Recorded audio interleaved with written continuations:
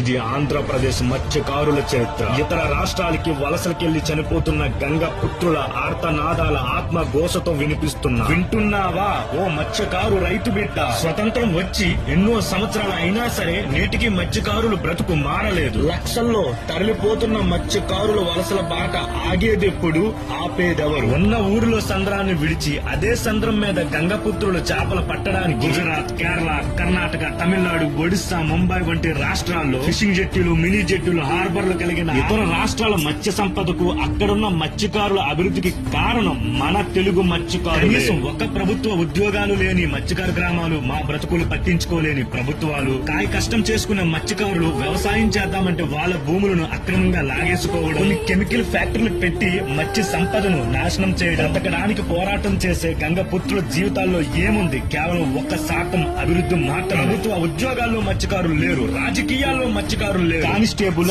Army, ఉపాధ్యాయులు, university, bank ఉద్యోగాల్లో మత్స్యకారులు లేరని మీ అందరికీ తెలుసు. భారతదేశంలో 18 నుంచి 20 రాష్ట్రాల్లో మత్స్యకారులు తల ఎత్తుకుని గర్వంగా బ్రతుకుతుంటే ఆంధ్రప్రదేశ్ రాష్ట్ర మత్స్యకారులు మాత్రం వేరే రాష్ట్రాల్లో తల దించుకుని బ్రతుకుతున్నారు. కానీ ఏదో ఒక రోజు మా మత్స్యకారు జీవితాల్లో ఆ మహావిష్ణు మత్స్యావతారంలా, భీష్మను ఉగ్ర రూపంలా, గంగపుత్రుడు కన్నీటి శోక సంద్రము నుంచి సముద్రం ఉప్పొంగినట్టు ఎగసపడే ఆ గంగమ్మ తల్లి సాక్షిగా బ్రతకడం కోసం పోరాటం చేస్తూనే ఉంటాం. జై గంగపుత్ర, జై హింద్.